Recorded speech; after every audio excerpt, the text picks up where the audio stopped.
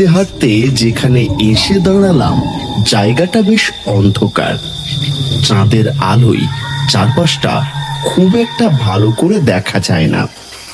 তবুও অন্ধকারের থেকে চোখ সামান্য সরে আসার জন্য সামনের দিকে তাকাতেই দেখতে পেলাম একটা ফাঁকা মাঠ। ধুর, সে কখন থেকে মোবাইলে চেষ্টা করে যাচ্ছে মুকুন্দকে, কিন্তু কিছুতে ওকে পাওয়া যাচ্ছে না। এখন যে কোথায় যাব কিছুই তো বুঝতে পারছি না। কথাটা মনে মনে ভাবছি, এমন সময় হঠাৎ পকেটে থাকা মোবাইলটা বেজে উঠল। আমি সেটা বের করতেই অপর প্রান্ত থেকে মুকুন্দের গলা শোনা গেল। আরে তুই কোথায় আছিস? সেই কখন থেকে আমি বাস স্ট্যান্ডে দাঁড়িয়ে আছি, তোকে তো দেখতে পাচ্ছি না। বাস স্ট্যান্ডে আমিও যতক্ষণ দাঁড়িয়েছিলাম ততক্ষণ কেউ কোথাও নেই দেখেই সামনের রাস্তা ধরে চলে এলাম। তুই ওই বাস স্ট্যান্ডের পাশে থাকা যে পাকা রাস্তাটা ডান দিকে নেমেছে না, ওই দিক ধরে চলে আয়। কি বলছিস তুই? তোর যেই বাসটায় আসার কথা সেই বাস তো আমার সামনে থেকেই গেল। কই, কাউকে তো আমি দেখতে পেলাম না। এই দাঁড়া দাঁড়া, তুই ভুল করে আবার কালী মন্দির বাস স্ট্যান্ডের কাছে নামিসনি তো? এইবার বুকের ভেতরটা কেমন যেন ধক ধক করে উঠল। মুকুন্দ আমায় একটা মন্দিরের কথা বলছিল, আর বাস কন্ট্রাক্টরকে আমি জিজ্ঞেস করতেই সেই কালী মন্দিরের কথাই বলেছিল।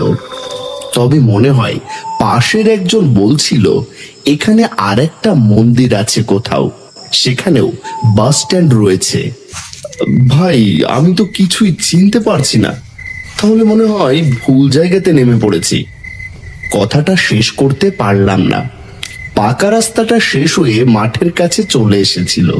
পেছনের দিকে তাকাতেই মনে হলো চাঁদের আলোতে আধো অন্ধকারের মধ্যে পথের একপাশে কালো ছায়ার মতো কি যেন একটা দাঁড়িয়ে আছে। চিৎকার করে বললাম, আরে বিমল, তুই আমার সাথে মজা করছিস তাই না? তুই আমার পেছনে দাঁড়িয়ে আছিস অথচ ফোনটা ধরে কথা বলে যাচ্ছিস। আরে কি বলছিস তুই? হ্যালো হ্যালো, শোনা যাচ্ছে না? হ্যালো। লাইনটা কেটে গেল। আমি বললাম, দাদা, এখানে কোনো বাড়ি ঘর দেখছি না। আচ্ছা, এই রাস্তা দিয়ে গেলে আবার কি বাস স্ট্যান্ডের দিকে যেতে পারবো? মানে এই রাস্তা ধরে তো হাঁটতে হাঁটতে আমি এদিকে চলে এসেছি। এই পথ ধরে এখন আর কেউ আসে না। অনেক বছর আগে আসতো, কিন্তু এখন আর এই পথে আসার কেউ সাহস করে না, বিশেষ করে রাত্রিবেলায় তো একদমই না। লোকটার কেমন একটা অদ্ভুত গলা, পথের একপাশে ফাঁকা মাঠের মতো, আর অন্য পাশে ছোট বড় গাছ চোখে পড়ল।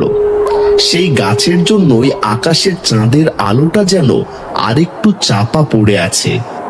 লোকটা আরেকটু এগিয়ে এসে থমকে দাঁড়িয়ে পড়ল। আপনি যাবেন কোথায়? আমি যাব মুকুন্দদের বাড়ি। মুকুন্দ চ্যাটার্জি আমার বন্ধু, আমার সঙ্গে একসময় শহরের একটা অফিসে কাজ করত। আসলে পথে ট্রেনটা তো দেরি করলো, তারপর বাসে করে এলাম, কিন্তু ভুল করে কালী মন্দির বাস স্ট্যান্ডে নেমে গেছি। মুকুন্দ চ্যাটার্জির বাড়ি আমি খুব ভালো করে চিনি। আপনি আমার সাথে চলে আসুন। এই যে মাঠ দেখছেন, এই মাঠের কাছ থেকে নিয়ে যাব আপনাকে। লোকটার সঙ্গে আমি হাঁটতে লাগলাম। লোকটা আগে আগে চলছে আর আমি তার পেছনে যাচ্ছি। চাঁদের আলোটা যেন ক্রমশ মেঘের আড়ালে চলে যাচ্ছে। মাঠের চারদিকে দূরে গাছপালা দেখা যায় বটে, কিন্তু এদিকে রাস্তা কোথায় আছে? আর একটু হেঁটে আসার পরেই মনে হলো সামনের দিকে যেন একটা বট গাছ মতো রয়েছে। হ্যাঁ, ওই তো একটা বট গাছ আছে। দাদা, অনেকক্ষণ তো হেঁটে এলাম, কিন্তু রাস্তা কোথায়? এই মাঠটা যেদিকে চলে যাচ্ছে সেখানে সামনের দিকে একটা বট গাছ আছে দেখতে পাচ্ছি। এই পথে এলে ওই বট গাছের কাছ পর্যন্ত যে আসতেই হয়। আজ পর্যন্ত যারা এসেছে সবাইকে ওখান অব্দি যেতে হয়। লোকটার গলাটা হঠাৎ করে কেমন যেন মনে হলো। এতক্ষণ কিন্তু আমার এটা মনে হয়নি। তার গলাটা কেমন যেন একটা কর্কশ লাগছে শুনতে, ঠিক যেন কাকের মতো। আমার কিন্তু ভালো লাগছে না। আপনি যদি মুকুন্দর বাড়ি না চেনেন তাহলে আমায় বলে দিন, আমি চলে যাচ্ছি, কিন্তু ওই বট গাছের দিকে আমি আর যাবো না। এই মাঠ পর্যন্ত সবাই নিজের ইচ্ছেতেই আসতে পারে, কিন্তু এখান থেকে আর নিজের ইচ্ছেতে কোথাও যেতে পারে না। তারপরে সব কিছুই হয় আমার ইচ্ছেতে।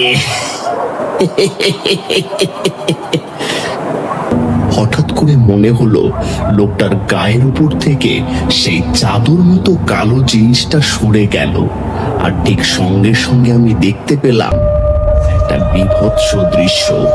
তার ঘাড়ের উপর থেকে মাথাটা যেন একপাশে হেলে রয়েছে, মুখের একপাশ থেকে টপ টপ করে রক্ত পড়ছে, আর তার জিভ থেকে গোটা শরীর যেন পোকায় ঘিন ঘিন করছে, আর মুখের কাছে থকথকে হয়ে মাংস রক্ত লেগে রয়েছে। এবার আমি প্রায় চিৎকার করে উঠলাম,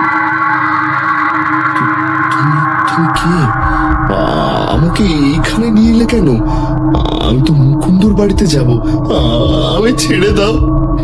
ভুল করে যখন একবার এখানে এসে পড়েছিস, তাহলে এখান থেকে আর কোথাও যাওয়া হবে না। দেখ দেখ, ওইদিকে তাকিয়ে দেখ, বট গাছের তলায় তাকিয়ে দেখ একবার। লোকটার কথা শুনে ভয়ে আতঙ্কে প্রায় গোটা শরীর পাথরের মতো হয়ে গেল। বটগাছের দিকে তাকাতেই যা দেখতে পেলাম তাতে মনে হলো আমার বুকের ভেতরে থাকা হৃৎপিণ্ডটা একবার ধরাস করে উঠল। মনে হলো চারপাশটা আরো অন্ধকার হয়ে এসেছে। বটগাছের প্রত্যেকটা ডাল থেকে গলায় দড়ি দিয়ে ঝুলছে একটা করে কালো ছায়া মূর্তি, আর তার চেয়েও ভয়ানক ওই মূর্তিগুলো সবাই আমার দিকে তাকিয়ে রয়েছে আর অদ্ভুতভাবে হেসে চলেছে। লোকটার শরীরটা তখন যেন হঠাৎ করে আরো খানিকটা বড় হয়ে গেছে। তার দুটো হাত ঝুঁকে নেমে এসেছে একেবারে মাটির কাছ পর্যন্ত। ঠিক এমন সময় আমার পকেটে থাকা মোবাইলটা আবার বেজে উঠল। তোর বন্ধু তোকে ঠিক করে ঠিকানা না বলে বড় ভুল করেছে। এই কালী মন্দিরে নেমে 7 দিন আগেও একজন এই মাঠে এসেছিল। তোর বন্ধু তোকে বলেনি?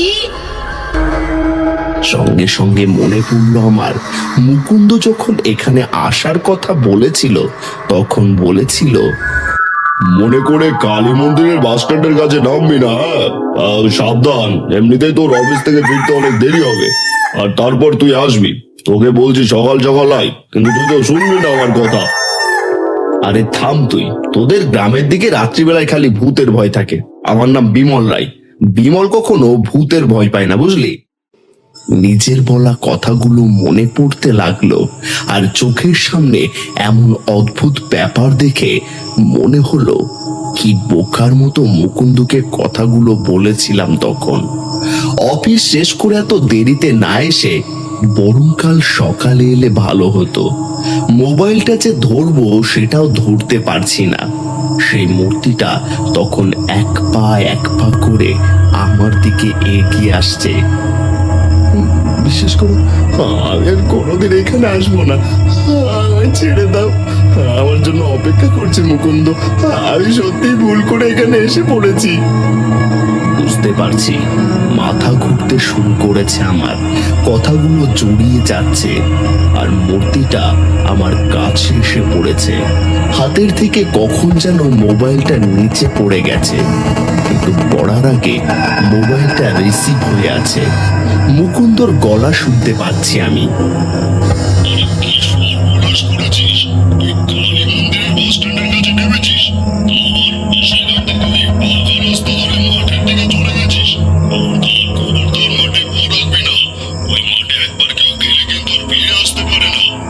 ততক্ষণে মূর্তিটা প্রায় এগিয়ে এসেছে আমার আরো কাছে।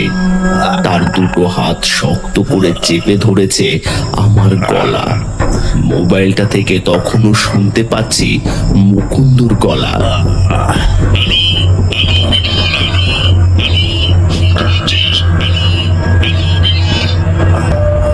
আবার একজন বাড়লো ওই বট গাছের তলায়। দেখ দেখ, ওই দেখ তাকিয়ে দেখ।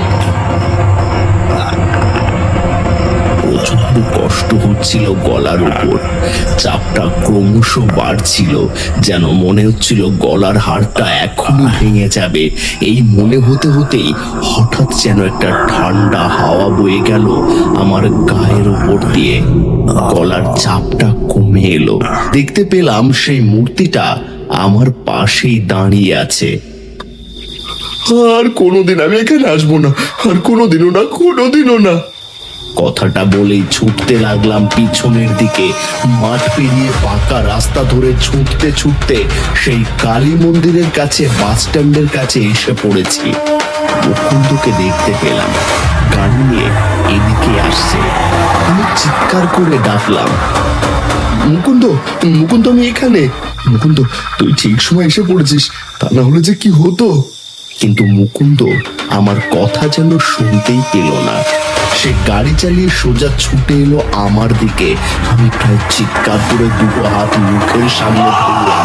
মুকুন্দর গাড়ির সঙ্গে আমার ধাক্কা লাগলো। আশ্চর্য, ধাক্কা লাগলো কোথায়? মুকুন্দর গাড়িটা আমার গায়ের উপর দিয়ে সোজা চলে গেল। আর ঠিক তখনই মনে পড়লো, ছুটে আসার সময় পেছনে তাকিয়ে দেখতে পেয়েছিলাম লোকটার পায়ের কাছে মাটির উপর কিছু একটা পড়ে আছে। তার মানে আমি কি বেঁচে নেই? আর কানে ভেসে আসতে লাগলো সে লোকটার বীভৎস কথা। এই মাঠে একবার কেউ এলে সে আর ফিরে যেতে পারে না।